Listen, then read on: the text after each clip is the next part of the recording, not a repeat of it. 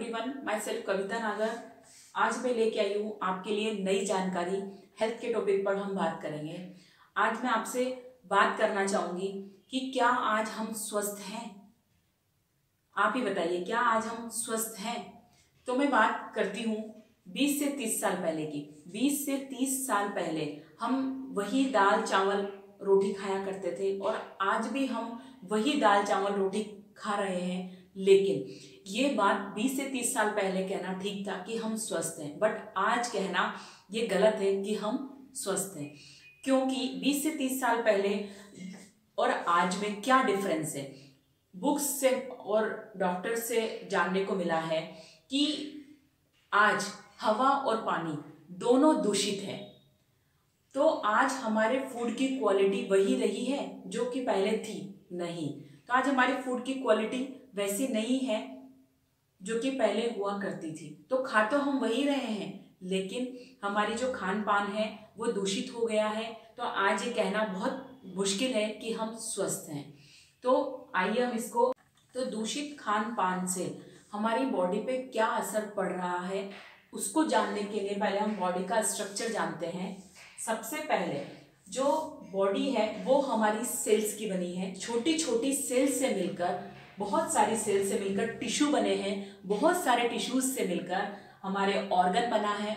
बहुत सारे जो ऑर्गन अलग अलग डिफरेंट ऑर्गन से मिलकर का ऑर्गन सिस्टम बना है और ऑर्गन सिस्टम से मिलकर एक बॉडी तैयार हुई है और एक बॉडी बनी है। हम कोई भी अगर फूड लेते हैं, अगर हम कोई भी खाना खाते हैं तो वो हम बॉडी को दे रहे हैं, सेल को नहीं दे रहे। तो अगर हम कोई भी फूड ले रहे हैं तो उसका असर हमारी बॉडी पे पड़ रहा है, उसका असर हमारी सेल पे पड़ रहा है। 20 से 30 साल पहले जो हमें बीमारियां होती थी वो हैजा, कोलरा, खसरा, चेचक ये सब हुआ करती थी और इससे हमारी बॉडी में बहुत ज़्यादा पेन होता था।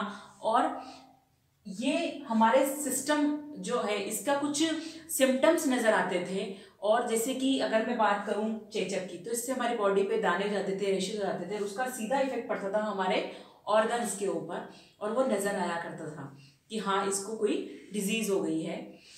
लेकिन वही मैं आज बात करूं आज के दौर में कि आज क्या बीमारियां हो रही हैं। तो आज हमारी बीमारियां हो रही है BP, sugar, thyroid, hair fall, heart attack, eyesight weak होना, हाइट नहीं बढ़ना, मोटापा। इतना कॉमन प्रॉब्लम है, बहुत ज़्यादा कॉमन प्रॉब्लम है।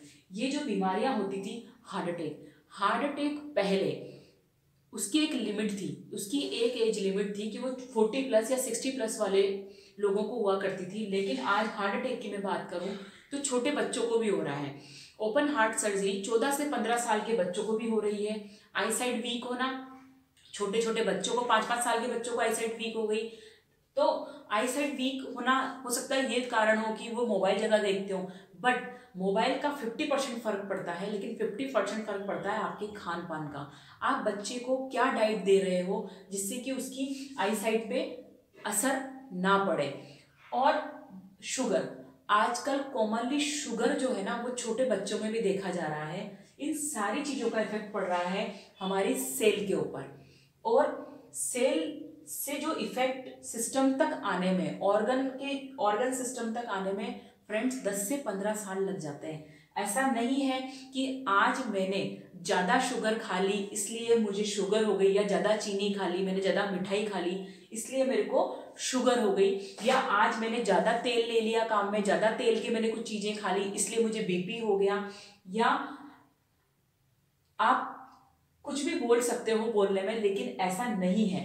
क्योंकि कोई भी बीमारी को दिखने में 10 से 15 साल नज़र आता है, 10 से 15 साल लग जाते हैं, तब वो हमें डिजीज़ की फॉर्म में नज़र आती है। इसके साथ ही साथ मैंने कॉमनली ये भी देखा है कि बहुत सारे लोग, बच्चे हों या बूढ़े हों, बाथरूम में स्लिप हो गए, हड्डियाँ फ्रैक्चर हो गई, मल्टीपल फ्रैक्चर हो गए। तो उसका कारण क्या है? हड्डियों का कमज़ोर होना। ये एक इंडिकेशन है, हड्डियाँ कमज़ोर है इसलिए गिरते से ही और फ्रैक्चर हो गया। तो ये सारी चीज़ें पहले एक टाइम के बाद हुआ करती थी, लेकिन आज इसकी कोई एज लिमिट नहीं है, ये किसी भी एज में हो सकती है। और इसका सीधा सा असर पड़ रहा है हमारे खान पान। मैंने पहले भी आपको बताया था कि जो भी हम खा रहे हैं वो हमारी बॉडी में जा रहा है, हमारी सेल को नहीं मिल रहा।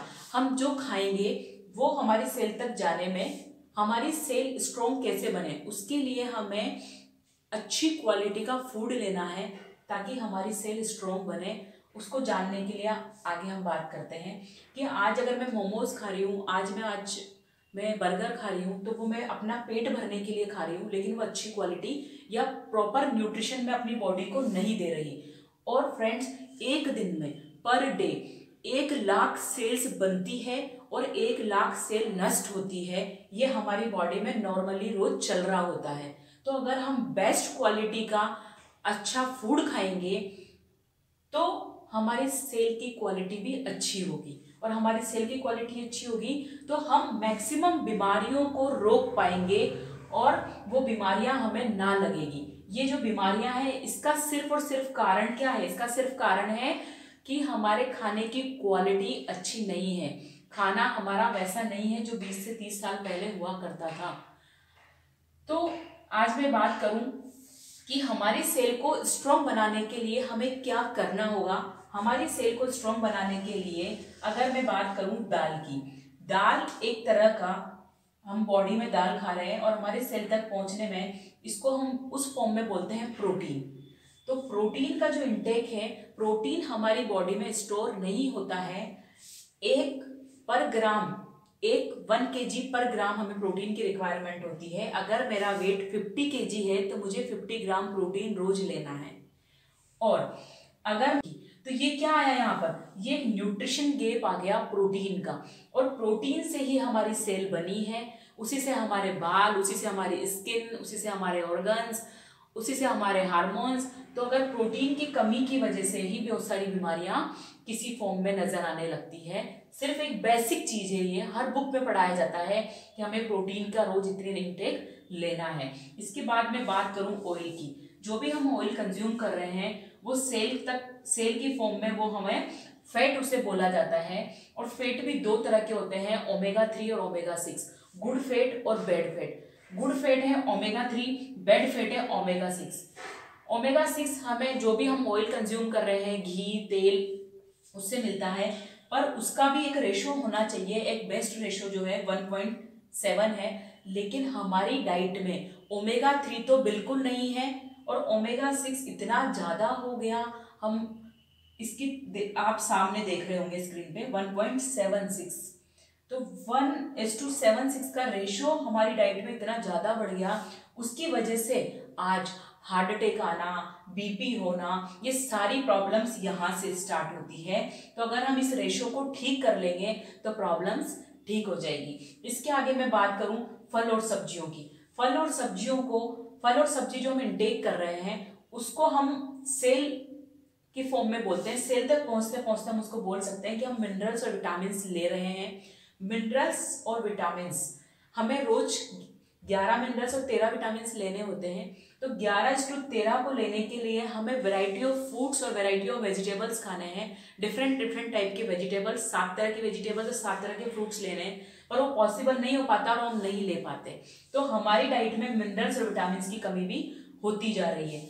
और हमें 10th क्लास में पढ़ाया गया है मिनरल्स, विटामिन, फैट्स और प्रोटीन से बॉडी बनी है, और ये बेसिक चीज है। इसको बॉडी को इसकी बहुत जरूरत होती है, और ये हमें रोज एक दिन की हमारी नीड होती है। उतनी अगर हम नहीं लेंगे तो वो जो न्यूट्रिशन गैप है वो आगे चल के डिजीज में कन्वर्ट हो जाएगा। ये कोई बीमारियां नहीं है, बीपी, शुगर। अगर हम इसको रेगुलर हम इस डाइट को फॉलो करते हैं तो हम मैक्सिमम बीमारियों को कट डाउन कर पाएंगे और हम इन चीजों से बच पाएंगे। जैसे कि जब हम चाय बनाते हैं और कभी चीनी नहीं रहती चाय में, तो हम अलग से शक्कर ऐड ऑन कर लेते हैं, या कोई भी सब्जी में अगर नमक नहीं होता तो हम अलग से नमक डाल लेते हैं। उसी तरह से अगर हमारे इसमें गैप है, न्यूट्रिशन गैप है, तो हमें सप्लीमेंटेशन करने की जरूरत है। लेकिन वहां भी हमें कौन से सप्लीमेंट लेने हैं वो इंपॉर्टेंट है। मैं बात कर रही हूँ न्यूट्रालाइट की, जो कि 82 साल पुराना है और नंबर 1 है वर्ल्ड के अंदर। तो इसके जो मिनरल्स और विटामिन हैं ये हमारे पास अवेलेबल है, बेस्ट क्वालिटी के हैं, ऑर्गेनिक है, प्लांट एक्सट्रैक्ट है, फाइटोन्यूट्रिएंट्स हैं, और इसमें 11 विटामिन और 13 मिनरल अवेलेबल है। मैग्नीशियम, जिंक, कैल्शियम, आयरन, जो भी मिनरल्स आपकी बॉडी की रिक्वायरमेंट है रोज, वो इसके अंदर अवेलेबल है। इसी के साथ साथ मैं आपसे बात कर रही हूँ प्रोटीन की। प्रोटीन वर्ल्ड क्लास प्रोटीन है, 100% डाइजेस्टेबल है, पीडी कास्ट वैल्यू 1 है। इसके अंदर 9 एसेंशियल अमीनो एसिड्स हैं। हम जो भी प्रोटीन इंटेक बाहर से ले रहे हैं उसमें अमीनो एसिड्स हमें हमेशा बाहर से, एसेंशियल अमीनो एसिड्स हमें हमेशा सप्लीमेंट से ही लेने होते हैं, ये हमारे खाने में नहीं होते। तो इसमें वो सारे 9 एसेंशियल अमीनो एसिड्स हैं। ये आप इस न्यूट्रिशन गैप को, इस प्रोटीन के गैप को आप इस चीज़ से कंप्लीट कर सकते हैं। और इसी के साथ साथ हमारे पास है गुड फैट ओमेगा 3। तो हम ओमेगा 3 और ओमेगा 6 के रेशो को बैलेंस करने के लिए हम ओमेगा 3 कंज्यूम कर सकते हैं। तो ये 3 चीज़ें अगर आप रेगुलर ले रहे हो, डेली प्रोटीन ओमेगा, तो फ्रेंड्स मैं आपको बता दूं कि ये जो बीमारियां हैं ये कोई बीमारियां नहीं है। हेयर फॉल को आप यूजुअली कंट्रोल कर सकते हो, हेयर फॉल कोई बीमारी नहीं है। तो ये सिर्फ और सिर्फ इंडिकेशन है आपकी डाइट में कमी होने का, कि आपकी डाइट में इन चीज़ों की कमी है, इस वजह से ये इस फॉर्म में नज़र आ रही है। बच्चों की डाइट में इस चीज़ की कमी है, इसलिए बच्चों में वो चीज़ें नज़र आ रही है। तो प्लीज़ जागरूक होइए और इस नॉलेज को बढ़ाइए। Thank you, all the best.